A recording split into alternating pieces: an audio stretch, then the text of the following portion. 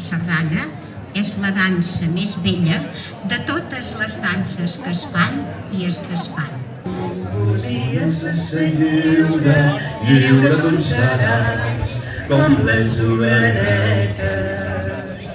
A mi m'agrada que els estrangers vinguin a ballar amb nosaltres. M'encanta que es puguin afegir a la nostra dansa.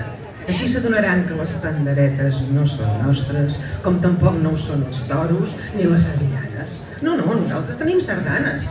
I moltes més danses, com per exemple el contrapàs. El contrapàs. Val la pena que en Josep Flors i la Margarida Roca ens l'ensenyin a ballar.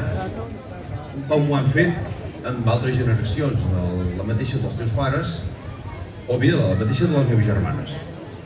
50 anys es diuen molt de pressa, però passen molt a poc. Cal fer memòria i situar-nos en aquella circumstància per poder valorar el que això va significar i poder ser una mica conscients de com eren les coses en aquell moment. Sens dubte molt diferents d'ara i molt pitjors, per cert. Per als més joves i per als desmemoriats cal recordar que l'any 1960 el nostre país es trobava sota el règim feixista de Franco i la sardana, que avui podem escoltar amb normalitat i alegria i podem ballar amb goig i passió en qualsevol dels nostres carrers i les nostres places, tenia aleshores unes altres connotacions i es tocava, s'escoltava i es ballava en condicions d'extrema dificultat. L'any 60, les mostres d'identitat del poble català i de tots els pobles o col·lectius que no encaixessin amb els principios generales del glorioso movimiento, que és el nom amb què durant dècades es va anomenar l'alçament armat contra el règim legítimament constituït de la República. Aquestes mostres d'identitat, deia, eren manifestacions que no podien ser expressades lliurement com a tals.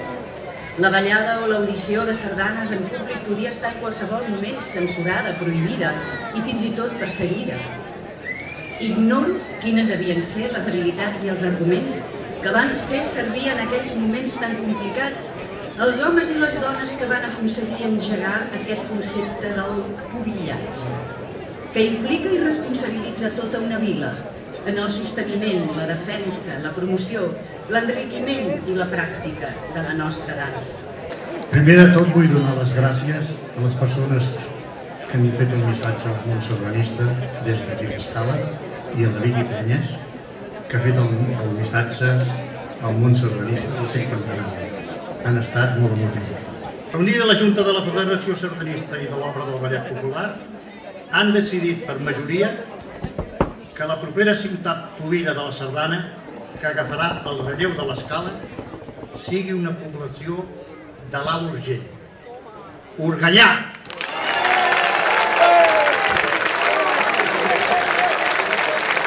El món de la sardana, que s'explica per ell mateix, incorpora tota una sèrie de valors nacionals, una sèrie de valors de país que no s'escapen a ningú.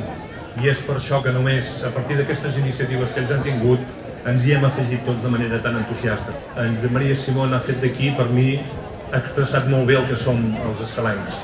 Està imbuït ell de l'esperit de l'escala i aquestes figures de coure estilitzades amb aquestes notes de morera que se'n van cap amunt, cap al cel, doncs jo penso que expressa també molt el tarannà dels escalencs.